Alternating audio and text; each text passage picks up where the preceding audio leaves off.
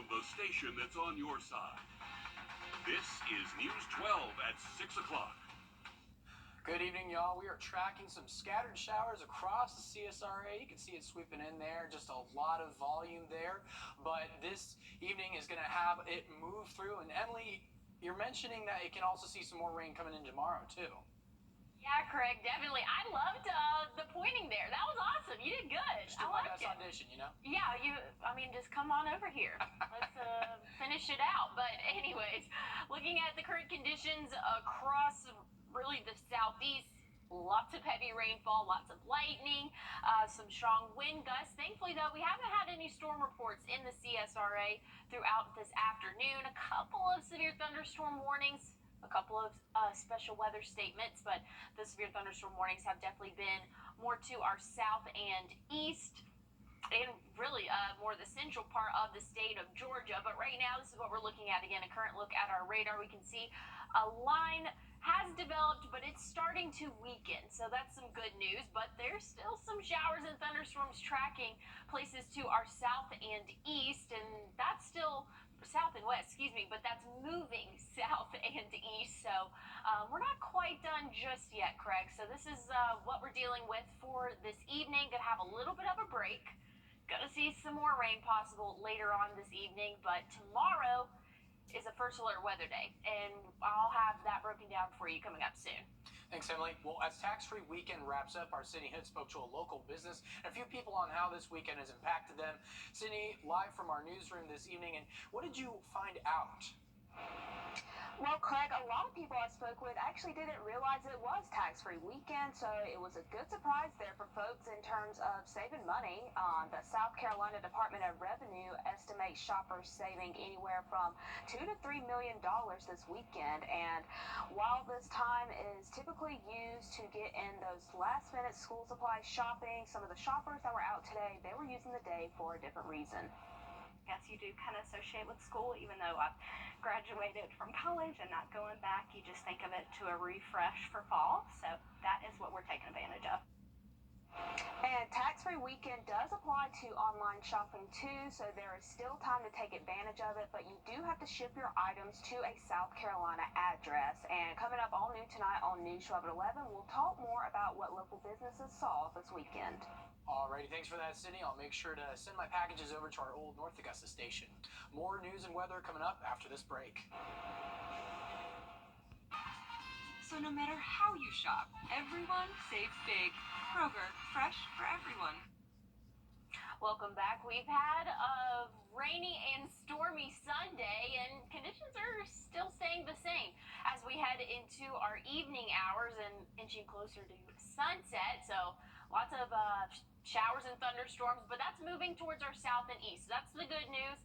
We're not quite done just yet, though. Tomorrow we have officially named a first alert weather day, so I'm going to see some strong storms headed our way throughout the evening hours tomorrow. So again, rain slowly but surely moving out, but we could still see a couple of more showers pop up throughout the rest of our evening and maybe even into the overnight hours. But for the majority of the time that we're sleeping tonight, things should be calm. So that's some good news. Still have a couple of severe thunderstorm warnings around our area. Most of the CSRA is starting to calm down now. If you are south of Interstate 20, that's where these heavier showers have moved down to, and that's going to continue to track east and southeast. Like I said, a couple of severe thunderstorm warnings were issued earlier today. Several severe weather statements, special weather statements, were issued as well. Check out the temperature map. This is wild to me. In Sylvania, it's 93. In Augusta, we're reading 75. So big difference there. You can definitely tell where the rain has passed through and where it hasn't passed through. So always kind of like to show that there. Here is our hour-by-hour map, our futurecast map. We can see that this is a little bit behind. Right now, we're kind of looking at that line a little bit more south there. So just kind of take that with a grain of salt. Going to see a few more showers overnight tonight. Then going to be mostly clear to start off our Monday. We'll warm up into the 90s, middle 90s by around 2 or 3 p.m. And then once we head into our evening, that's when those showers are going to start to pop up. And then we can see a line start to move through and some heavier showers around 8 p.m. And that's going to last throughout really the greater part of our evening or overnight. 8 p.m. probably until about 10. We can expect to see those heavier showers, the more intense ones, becoming a little bit more widespread and maybe a little bit less intense. And I know I kind of zoomed through that last part quickly. I'll show you why in just a second. But again, starting as early as 4 or 5 p.m. tomorrow, isolated showers becoming more widespread later on in the evening. And then we could see some of those stronger storms again, anywhere from around 8 to 10 or 11 p.m. But I kind of zoomed through the last part because this is a different model set up for tomorrow. So right now I'm starting it on today. But as we go throughout the day tomorrow, still going to be clear. They agree on that. Agree to see some isolated showers pop up in the evening and then more widespread around 6, 7, or even 8. But once we get past 10, not tracking any rain for this model. So again, just take it with a grain of salt what we are expecting tomorrow. Nonetheless, earlier in the day, we're very confident to see those stronger storms. We're actually under an enhanced risk. We haven't seen this in a while, so that's a level 3 out of 5 for those strong straight line winds, flooding, possibly some hail as well, Craig. So definitely having to keep an eye on that. And this is really the wind threat. I would say that's the main story with these storms coming through tomorrow evening is making sure that you have things secure, tied down, whatever you need, because the wind is going to be something we got to keep an eye on. Thanks for that, Emily. We're going to toss the break real quick. Stick around for more. Uneven sidewalks, pool decks, or We're still seeing some showers and thunderstorms across the CSRA, but that's starting to dwindle down. Thankfully, we've seen a couple severe thunderstorm warnings, a couple special weather statements, but the big story we're focusing on is tomorrow. We have officially declared a first alert weather day. So be weather aware tomorrow. Be sure to have your weather app, the first alert weather app, ready. Going to see high temperatures in the middle 90s, but once we head into those dinner time hours and after, that's when we can expect some stronger and possibly even severe storms, strong straight line winds. That's the main concern, Craig. After that, things are becoming more seasonable. Those afternoon showers and thunderstorms off and on throughout the rest of our work week. Alrighty, well, thank you for the huge heads up, Emily, and thank you all for joining us here at News 12 at 6. We have news, weather, and some sports coming up right before you start your week, so be sure to join us at 11. Yeah, people are a little excited.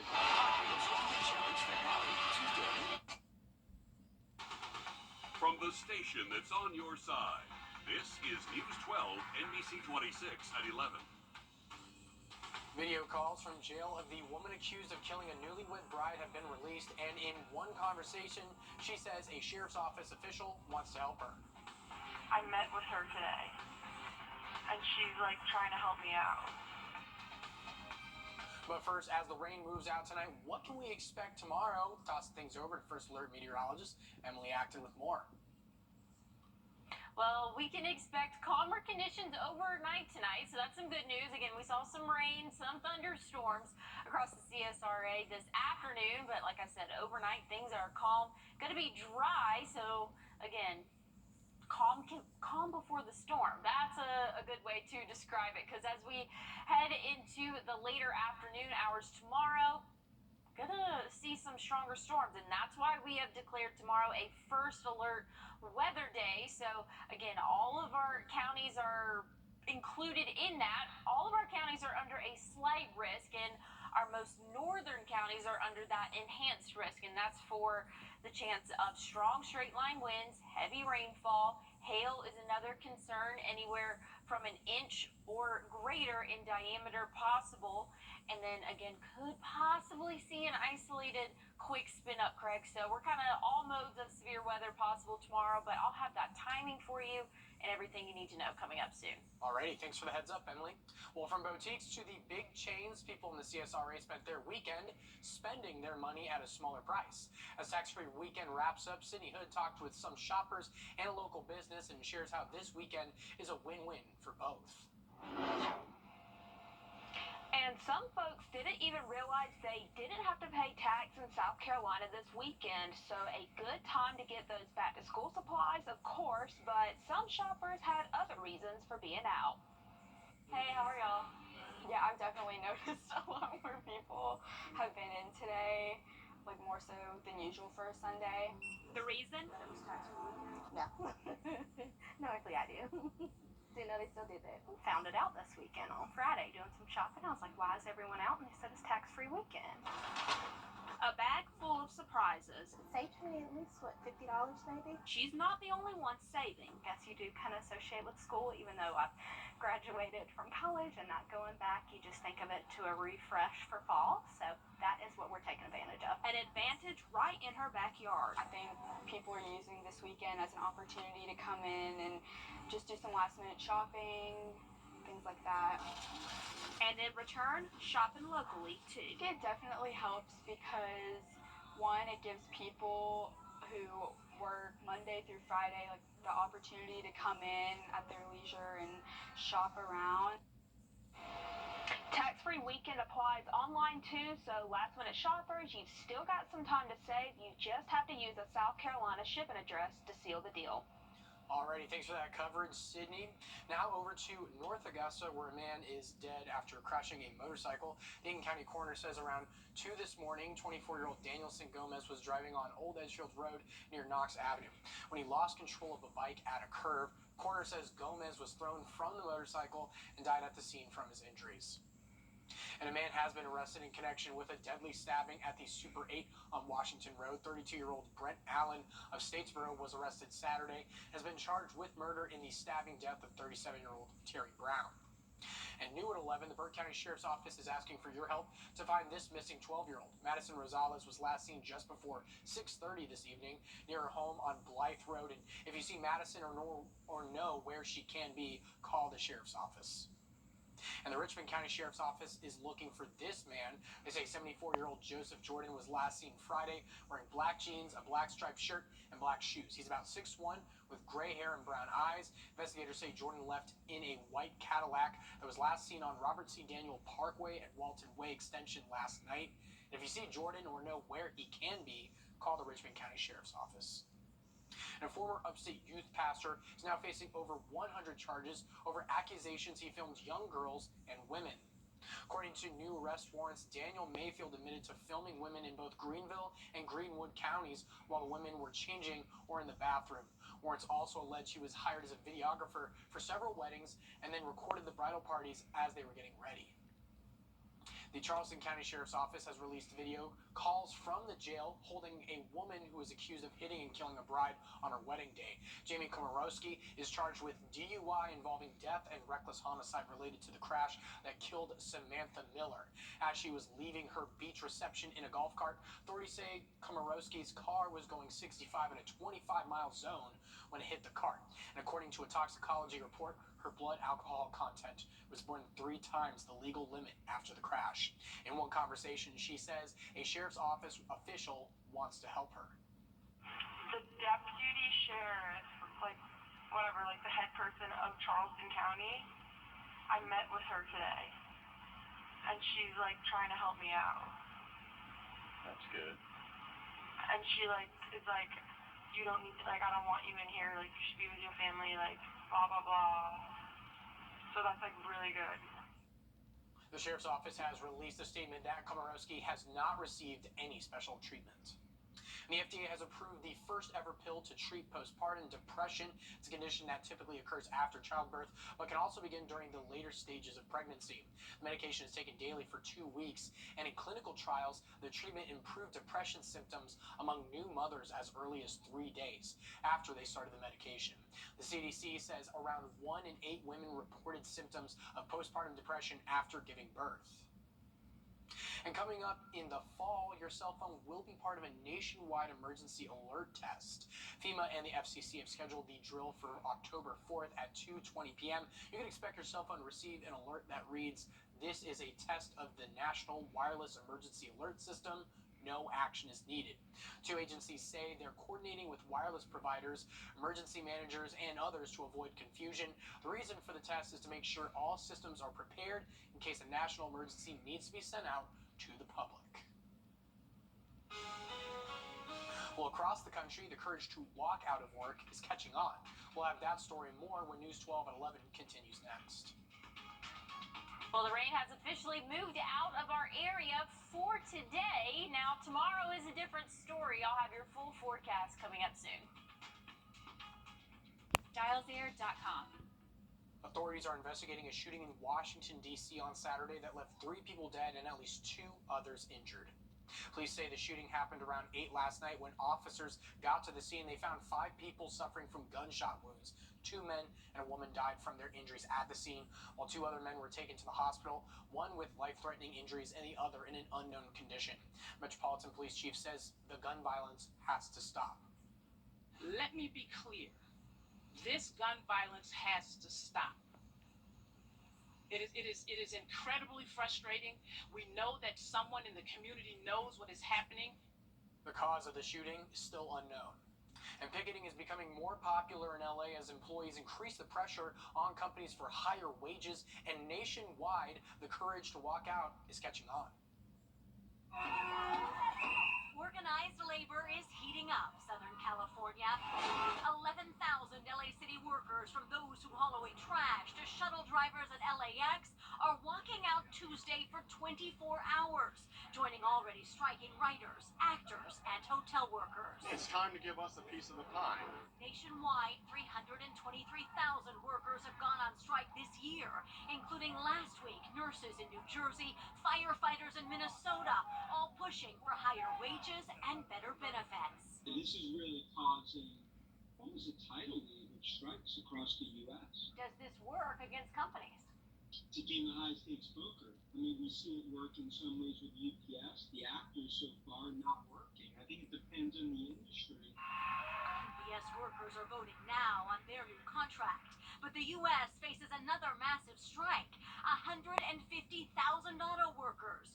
Their contract with Ford, GM, and Stellantis, formerly Chrysler, expires next month.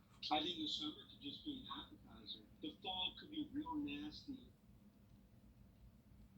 And right now, the LA City strike is only for 24 hours. The Port of Los Angeles and LAX have workers included in the walkout, but they are working hard to make sure services aren't interrupted. And the possible cage fight between Elon Musk and Mark Zuckerberg might be streamed on X, the platform formerly known as Twitter. Musk, who posted on social media that he was, quote, lifting weights throughout the day preparing for the fight. He added that all proceeds will go to charity for veterans, and the 2 big tech billionaires seemingly agreed to participate in a fight in June. However, neither Musk or Zuckerberg has confirmed whether an agreement has been reached on that fight. First Lady Jill Biden is showing her support to the U.S. women's soccer team after their loss. A first alert weather. Well, we have a first alert weather day declared for Monday, and I'll have that broken down for you and what all you can expect timing-wise and threat-wise coming up after the break. Also coming up, David Daniels has the latest movies to challenge Barbie at the box office. I'm Samantha. And I'm Savannah. And we're actual clients of Austin Jackson. A girl ran a red light. The tractor trailer was right beside us, so they hit her, causing her to hit us. We rolled 4 times down Washington Road. Her injuries were extensive, and we really needed not just prompt care, but a continued care plan. Once we met with Austin, I felt really sure that we were going to get taken care of. It was definitely nice knowing that we had someone we could trust, working on our case, taking care of things, and explaining every step of the way.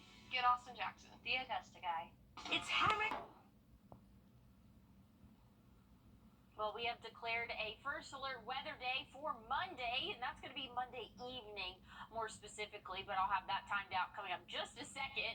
After that, though, could see some PM showers, the typical run-of-the-mill afternoon thunderstorms possible throughout our work week, again, really in the afternoon hours. But other than that, warm conditions will continue, but they're seasonable. We're not expecting above average temperatures, so that's always good to hear, especially during the summer months.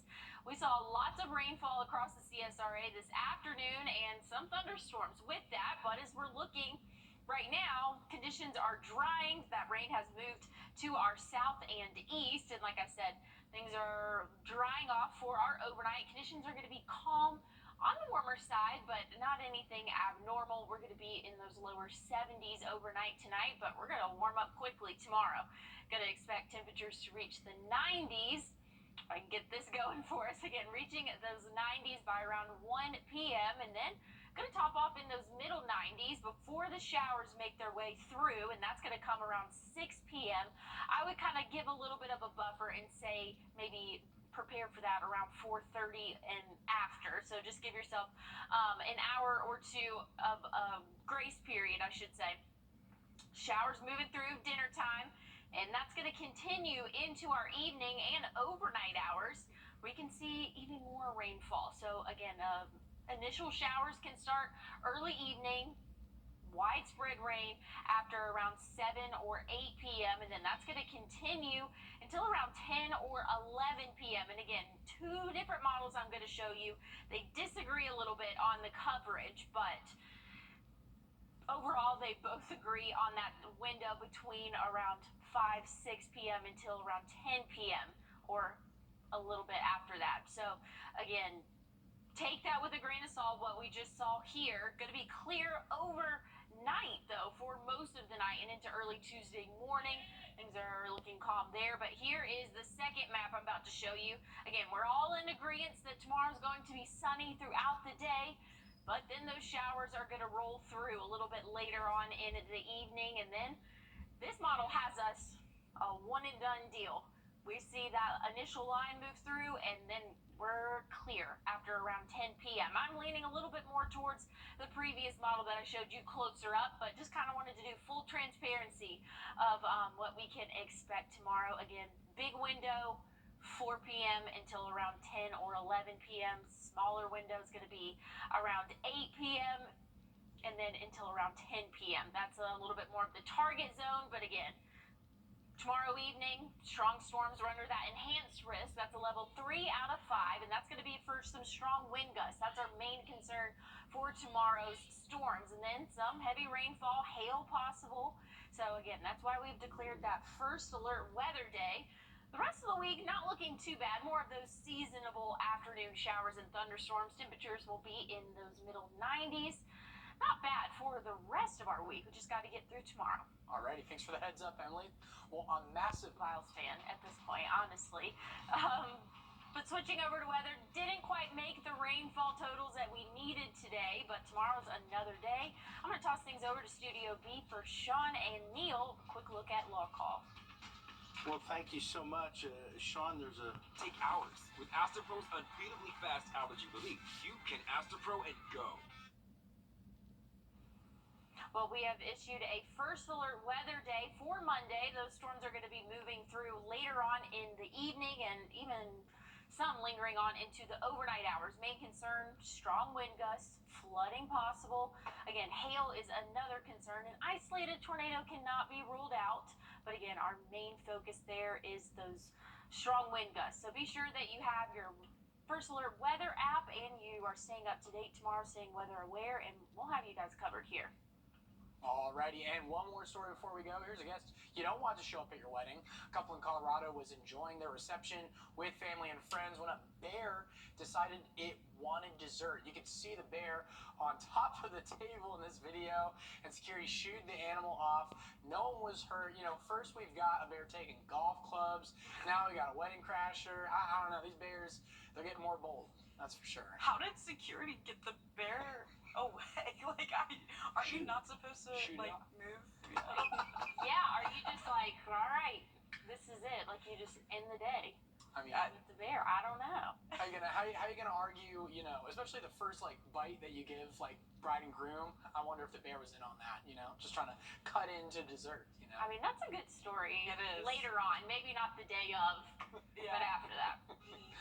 Probably some tears the day of, yeah. Alrighty, well, thank you for joining us here at News 12 at 11. I'm Craig Allison, but be sure to stick around for our guys at Law Call coming up after this.